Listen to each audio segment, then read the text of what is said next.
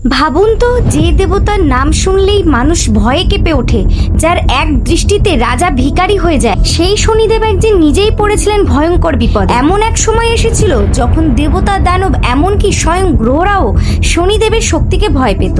কারণ শনিদেব কারো বন্ধু নন, কারো শত্রুও নন, তিনি শুধু কর্মফলের বিচারক। কিন্তু অহংকারী লঙ্কাপতি রাবণ ভাবত তার শক্তির সামনে দেবতাদেরও মাথা নত করতে হবে। নিজের পুত্র মেঘনাদের জন্মের সময় রাবণ চেয়েছিল সমস্ত গ্রহ তার ইচ্ছা মতো অবস্থান নিক, যাতে তার পুত্র অজেয় হয়ে জন্মায়। ভয়ে একে একে সব গ্রহই রাবণের আদেশ মেনে নিল। কিন্তু শনিদেব, তিনি তো ন্যায়ের প্রতীক, অন্যায়ের কাছে মাথা নত করা তার ধর্ম নয়। রাবণের আদেশ অমান্য করে শনিদেব সামান্য বক্র দৃষ্টি দিলেন মেঘনাদের জন্মকুণ্ডলিতে। এই সামান্য দৃষ্টি ভবিষ্যতে মেঘনাদের মৃত্যুর কারণ হয়ে দাঁড়ায়। রাবণ ক্রোধে উন্মত্ত হয়ে উঠল। সে শনিদেবকে বন্দি করে নিজের সিংহাসনের নিচে উল্টো করে ঝুলিয়ে রাখলো, যাতে শনি দৃষ্টি আর কারোর ওপর না পড়ে। ভাবুন, যিনি সমগ্র বিশ্বের কর্মফল নির্ধারণ করেন, তিনি নিজেই বন্দী।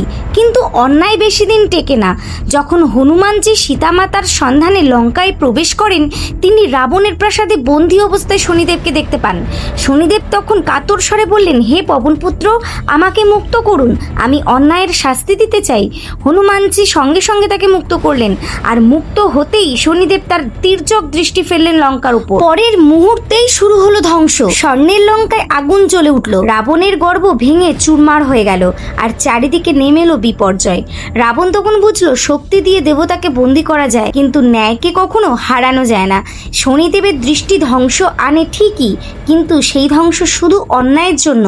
যারা সৎপথে চলে, শনিদেব তাদের শত্রু নন, বরং তাদের কর্মফলের রক্ষক। এই কারণেই শনিদেবকে ভয় নয়, সম্মান করা উচিত। আপনি যদি বিশ্বাস করেন অন্যায়ের শাস্তি একদিন হবেই, তাহলে কমেন্টে লিখুন জয় শনিদেব।